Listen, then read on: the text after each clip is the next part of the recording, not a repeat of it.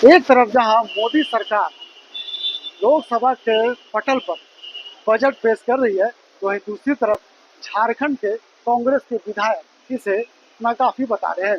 उन्होंने कहा कि जिस उम्मीद के साथ झारखंड के किसान और लोग उम्मीद जताए हुए थे कि इस बार मोदी सरकार द्वारा बजट पेश जो किया जाएगा उसमें झारखंड के लिए खास होगा, लेकिन कुछ खास नहीं रहा। क्या कुछ कह रहे हैं बजट को लेकर कांग्रेस के विधायक राजेश कच्छप और नवीन विक्सल कोंगाड़ी, चलिए हम आपको सुनाते हैं। जानकारी बता दीजिए कि आज बजट पेश हुआ है, क्या उम्मीद है? लोग आरोप लगा रहे हैं कि चुनाव होना है कई राज्यों में, उसको देखते हुए बजट पेश किया। मैंने लोक लुभावना बजट। देखिए, भारतीय जनता पार्टी तो हमेशा से चुनाव जीवी पार्टी रही है। भारतीय जनता पार्टी देश हित में कोई निर्णय नहीं लेती है। भारतीय जनता पार्टी चुनाव हार जीत पे निर्णय लेती है। आज का नहीं, 2014 के बाद से आप तमाम आंकड़ों को देखेंगे तो आपको सिर्फ और सिर्फ चुनावी जुमला मिलेंगे। जब आपको चुनाव होने रहेंगे तो गैस का दाम 100 रुपया बढ़ा देंगे, फिर चुनाव खत्म हो जाएगा फिर 300 रुपया बढ़ा देंगे। इनका कैरेक्टर ही वही है। ये जो झूठ के बुनियाद पे ही देश पे आए हैं, लेकिन जनता समझ रही है, जनता समझ चुकी है। आने वाले दिनों में इनका जुमला ज्यादा नहीं चलेगा। आज का भी बजट में बता दे रहा हूँ, जिन जिन राज्यों में चुनाव होने हैं, वहां भी लोक लुभावन कुछ योजनाएं देंगे, लेकिन वो सिर्फ कागज पे रहेंगे, धरातल पे उतरना नहीं है।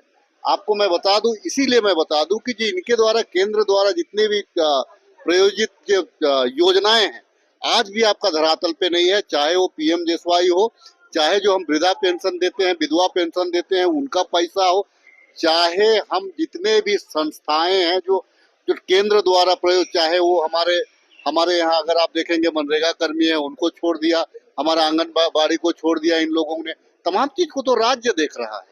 तो इनकी है कि भाई लोक लुभावन जितनी योजनाएं हैं वादा करेंगे, लेकिन उसको धरातल पे उतारेंगे। झारखंड दौरे पे हैं और बहुत बड़ी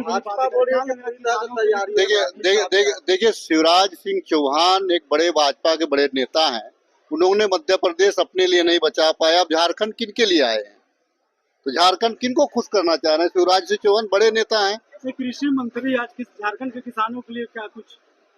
देखिए, मैं बता दूं आपको, कौन मंत्री नहीं आ रहा, किन के लिए बोलेंगे? अमित शाह आ रहे हैं लगातार, जो है हेमंत बिस्वा शर्मा जी आ रहे हैं लगातार, जो है आपको शिवराज सिंह चौहान आ रहे हैं लगातार, जो है इनके जितने आला लीडर है तमाम लोग तो आ रहे हैं। तो इनके बारे क्या आकलन करेंगे? तो सिर्फ और सिर्फ अभी राहत दे पाएंगे? कोई राहत नहीं दे पाएंगे, किसानों को कोई राहत नहीं दे पाएंगे। अगर उनमें है पानी, बारिश बहुत लेट से हुए, यहाँ पे किसानों को पैकेज दे, किसानों को पैकेज दे। अरे जो एचएससी को नहीं बचाने में अपना इंटरेस्ट ले रहा है वो, और वो क्या करेगा? अपने संस्थानों को, बीएसएनएल लाभ का जो चीज था उसको उसको उसको सुरक्षित नहीं रख पाया। क्या उम्मीद कर सकती है जनता? जनता को देखिए, जनता जब तक ये लोग जनता को मूर्ख बनाने में कामयाब है, तब तक इनकी इनकी जो है गद्दी बची हुई है। जिस दिन जनता समझ जाएगी, इनका चरित्र सामने आ जाए, वो किस रूप से घटा है बता दे वो। बाबूलाल जी, आपकी सरकार थी 2000, आप पहले प्रधानमंत्री, पहले मुख्यमंत्री रहे। उसके बाद में मधु कोड़ा जी की सरकार थी। उसके बाद में आपको अर्जुन मुंडा की सरकार थी। 13 महीना के लिए हेमंत जी की सरकार थी। उसके बाद में फिर से आपको रघुवर दास की सरकार थी। अभी हेमंत जी की सरकार थी। क्या 3.5 साल में कोरोना काल में सारे लोग बच गए क्या? अगर डेमोग्राफी अगर चेंज हो रहा है, डेमोग्राफी चेंज हो रहा है, तो जहां जहां शहरीकरण वहां हो रहा हो तो इंडिया गठबंधन का वोट घटता है। आप इस चीज को देखेंगे कि जहां जहां शहरीकरण होता है वहां वहां इंडिया गठबंधन का वोट घटता है।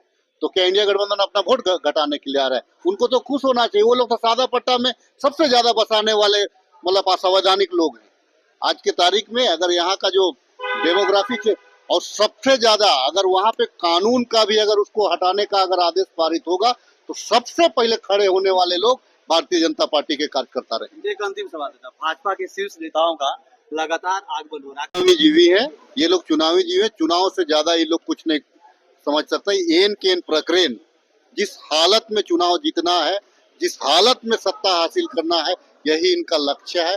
और उसका क्यों ना हो, इसीलिए लक्ष्य है कि इनको जो फाइनेंस करता है, इन लोगों को जो पैसा उपलब्ध कराता है, वो है बड़े पूंजीपति।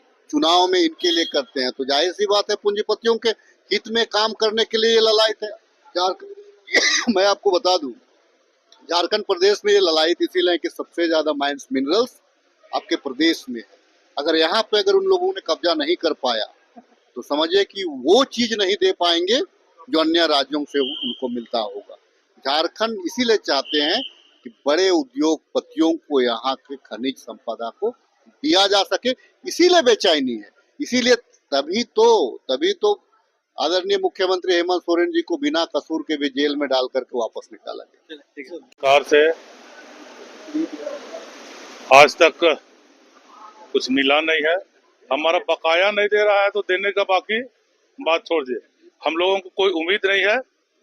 और इस बार जिस तरह से लोग भाजपा को सबक सिखाया है तो उसे और ही उम्मीद कम बनता है। बाबूलाल जी बोल रहे हैं कि हेमंत जी के राज्य में आदिवासी और आदिवासियों की जमीन दोनों घट गई।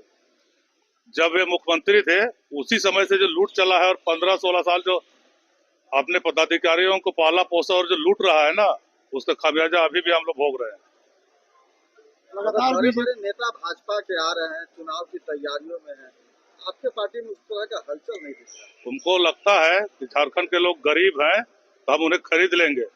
यहाँ के लोग स्वाभिमानी हैं, पैसे पे बिकने वाले नहीं है। यहाँ सिर्फ चेहरा दिखाने से काम नहीं चलेगा। यहाँ आदिवासियों के हित के लिए, आदिवासियों के संरक्षण के लिए नीति बनाना होगा। ये लोग डीलिस्टिंग जैसी योजना ला रहे हैं आदिवासियों को तोड़कर यहाँ के संसाधनों को पूंजीपतियों को देने के लिए। यहाँ की जनता तैयार बैठी है।